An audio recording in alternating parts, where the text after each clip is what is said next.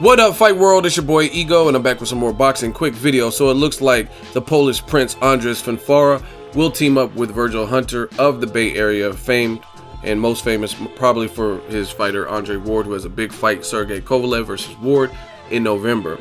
And I want to talk about this move. Fonfara coming off a Joe Smith Jr. knockout loss to Joe Smith Jr., relatively unknown on PBC.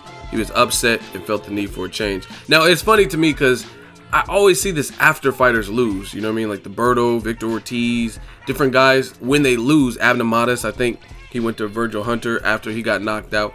And I see this all the time when fighters lose, you know what I mean? So I don't know, maybe it's the fighter spirit or something. Like you lost and that's when you realize you need to change. I just wish some of these guys would make these changes before they take an L, if they feel they need it or they're not, you know what I mean? They've reached a plateau. But as far as the move itself, great move. Been in Virgil Hunter's gym. It's very secluded. It's what a boxing gym should be. A boxing gym is not there. It's not supposed to be a circus. It's not supposed to be there for your entertainment. Boxing is a brutal sport, both inside and outside of the ring. I've heard tons of stuff. Fighters being sent places, their promoters not sending them per diem, contracts that they're signing and they don't know what they're really signing, all kinds of stuff like that. And I'm not going to say names, but I've heard it all, right? So it's not supposed to be necessarily a fun place. I'm not saying you can't have fun in the gym or enjoy what you do and giggle with your stablemates and stuff like that, but I've seen a lot of like interviews and stuff where people are in other people's gyms and it's like it's all fun and games and charades and stuff, and then sometimes you see those fighters take losses because maybe the focus isn't there, maybe the discipline isn't there. Now I don't think Fonfara's problem, like with Joe Smith Jr., I think he just got caught and he didn't fully recover his legs. It happens. It's that type of business. So his loss was a first round knockout or whatever, but it's not an embarrassing loss to me. You know what I'm saying? Like, he got caught. I believe he hurt Joe Smith Jr. The guy has power, and then he got sat down, never fully recovered. So it's just one of those things that happen in boxing. But I followed Fonfara's career and I like him. I like what he does. I met him, I think it was that Ward Barrera fight. He's pretty tall, solid. I think he does have a solid chin. He got sat down by Adonis Stevenson, came back, I think, the next round and knocked Adonis Stevenson down. And he was getting so close to perhaps getting a big name and perhaps getting a big fight or Adonis Stevenson rematch or something like that. And then this happened, unfortunately, with the Joe Smith Jr. But I really like Fonfara. His fight with Cleverly was a war. It was competitive, but he was clearly winning. He took Julio Cesar Chavez and forced him to quit, stopped him. And Chavez Jr., known for having a granite chin, he couldn't get off like he wanted to with Fonfara. So I think Fonfara will be back.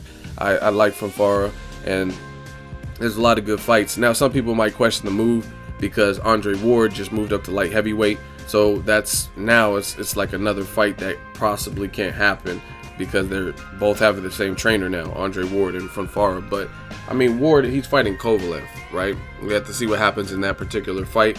But there's still the light heavyweight division. They have some names. Uniskiv Gonzalez, you got Shabransky, you got Jean Pascal, you got Kovalev, Sullivan Barrera. There's some names there. Adonis Stevenson, Joe Smith Jr. rematch.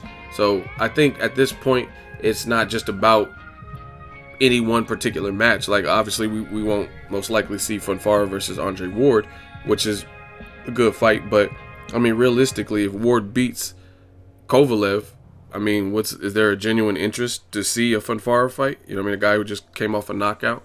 You know what I mean? So that's how I look at it. And this happens. I've seen plenty of, like, Brandon Rios versus Maidana. At that time, Brandon Rios, I think it was before the Pacquiao fight when Maidana joined the Robert Garcia gym.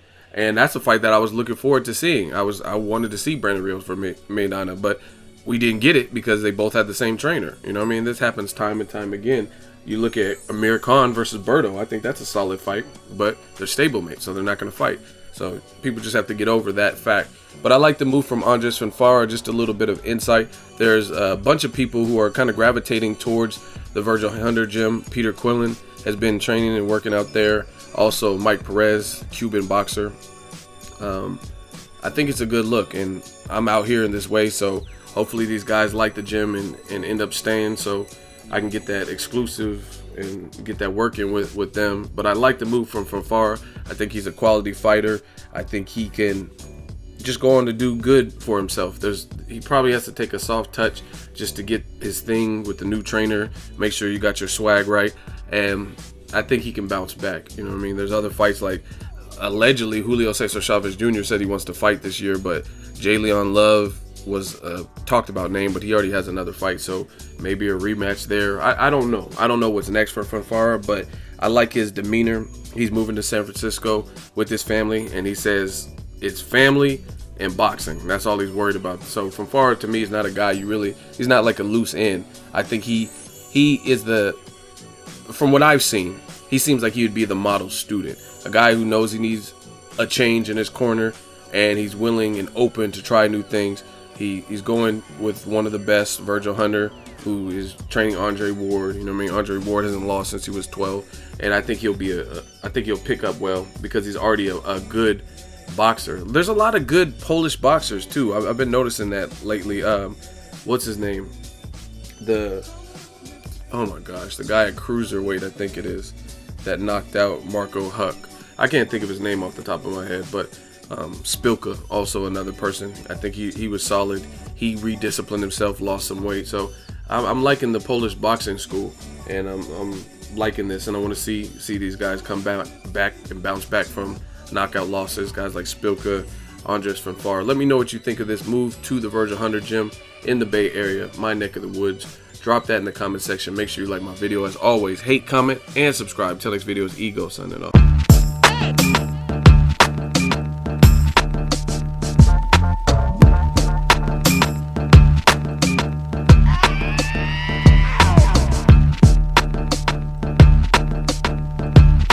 So if you enjoyed this video and want more content like this on the channel, you can show your appreciation by going to the PayPal donate button or the YouTube support button, and you can donate any amount that you feel is equivalent to the value of this video. Much more to come. Thank you guys for your support. Boxingego, the future of boxing.